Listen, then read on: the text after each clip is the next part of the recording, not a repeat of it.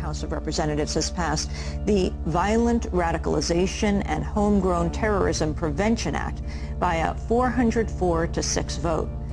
H.R. 1955, as I understand it, provides a basis for subjective interpretation of dissident speech that allows those in power to criminally penalize anything they consider to be particularly effective in terms of galvanizing an opposition that might conceivably, in some sense, disrupt or destabilize the status quo.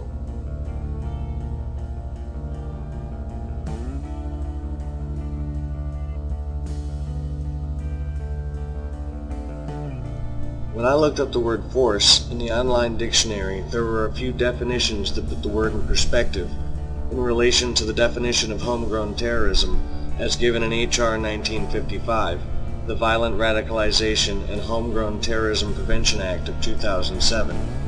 To put it plainly, the definitions of force in this context were frightening.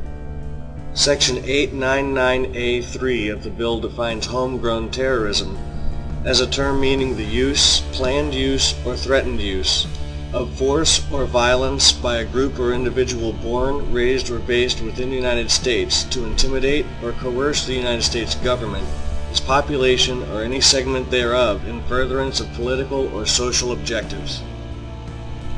The very first thing I noticed when I read this passage of the bill was that the words force and violence were separated by or, meaning that their definition of force meant something other than violence.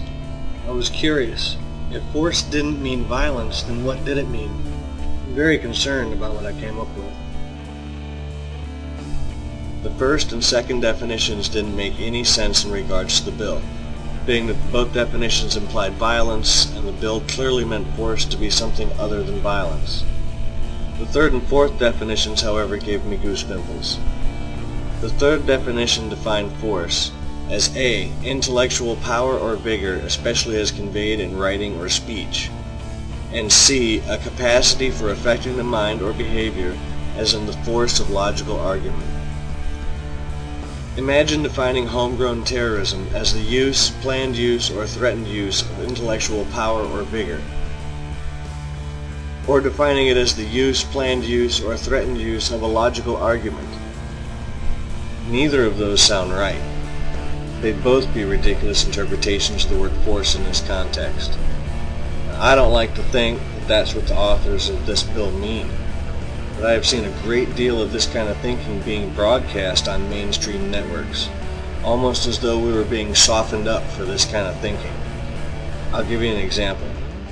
It was omitted. Building 7 9/11 report omitted.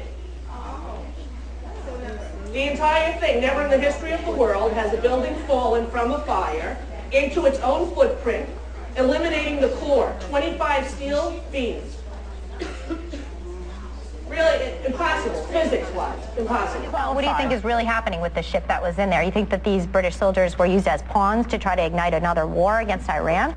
Historically, have governments ever faked incidents or incited incidents in order to get them into wars? Nations. I'm asking you, has that happened historically? I'm sure it has. Now for the top story tonight, freedom of speech versus dangerous conduct. In addition to the O'Donnell rhetoric, we now have public servants like Secretary of State Rice being accosted by loons.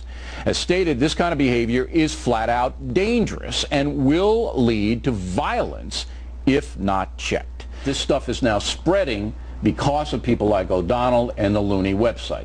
People like Rosie O'Donnell get up there. They're seen worldwide. They say the most irresponsible stuff you can imagine. They hurt people who lost loved ones on 9/11, and then they're not held accountable by anybody but me. Every American should condemn these people, and I will tell you, I'm going to make this prediction, if they're not reined in by the authorities, and they should be, that terrible intrusion in San Francisco should have been a criminal activity there. While O'Reilly isn't calling it homegrown terrorism, and he shouldn't either, because it absolutely is not, he is, however, calling for one of the aforementioned definitions of force to be criminalized, and he is relating it directly to free speech. It would seem to be that it is O'Reilly's position that the exercise of free speech can and will lead to violence, and that it should be criminalized. Keep in mind, Rosie was not directly expressing an opinion, but citing facts and observations in relation to an opinion. Building 7 did collapse at near free fall speed. Building 7 was not mentioned in the 9/11 Commission report. And it is a matter of public record that governments have staged events to provocate wars with other nations. Citing facts in relation to an opinion would fall under the force of logical argument, a criminalized activity according to one of the more ridiculous interpretations of the word force in relation to homegrown terrorism. The fourth possible definition of force was just as chilling. A body of persons or other resources organized or available for a certain purpose. And B, a person or group capable of influential action. Imagine defining homegrown terrorism as the use, planned use, or threatened use of influential action by a group or individual in furtherance of a political or social objective. My God, the use of influential action in furtherance of political or social objectives. Though Bill O'Reilly didn't say terrorism when he called for the criminalization of free speech, Glenn Beck went as far as to call a political campaign a domestic threat. You know, I was thinking this morning, when you enlist in the military, you have to take an oath that says you're going to support and defend the Constitution of the United States against all enemies, foreign and domestic. On this program, we talk a lot about the foreign threats. Maybe tonight we should spend some time on the growing domestic ones. Well, here's the point tonight. While our foreign enemies are the obvious ones, the physical threat may be developing domestically as well. And here's how I got there. As I told you last week, Ron Paul raised over $4 million in one day. That's huge news. Ron Paul's supporters are tapping into something that's very real. It's something that I've talked about on this program for a very long time. The rising tide of disenfranchisement in this country. And it's coming from all sides of the political spectrum. If that feeling of disenfranchisement leads to political discussion, then our system works perfectly. But if fringe elements take that disenfranchisement and turn it into violence, we endanger the freedoms we're supposedly all fighting for. I didn't want to believe it, but there it was. One of the most absurd definitions of force in relation to the definition of homegrown terrorism being played out on a mainstream network. On CNN, Glenn Beck calling a political campaign a domestic threat and implying that it could lead to violence. Now listen to that last bit again. If fringe elements take that disenfranchisement and turn it into violence, we endanger the freedoms we're supposedly all fighting for. How exactly are these freedoms being endangered? Claiming that your freedoms are being threatened by extremists is a manipulative and emotional appeal meant to distract you from the truth. And the truth is this. Your freedoms are not a physical thing that can be bombed or shot or threatened by anyone in any way. The Bill of Rights is our guarantee of freedoms preserved, and the only danger to our freedoms is that they can be legislated away, and for the moment, with your silent consent.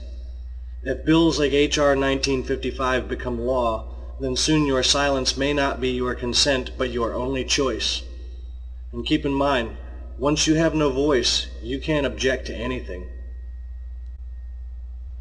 I do not want to consider that the authors of H.R. 1955 actually intended these alarming definitions of force when they wrote the bill. But with these definitions being so clearly illustrated on mainstream networks, I find it alarming that 404 members of the House of Representatives would vote to pass such a bill without at least some clarification that there is not a window opening for this kind of enforcement.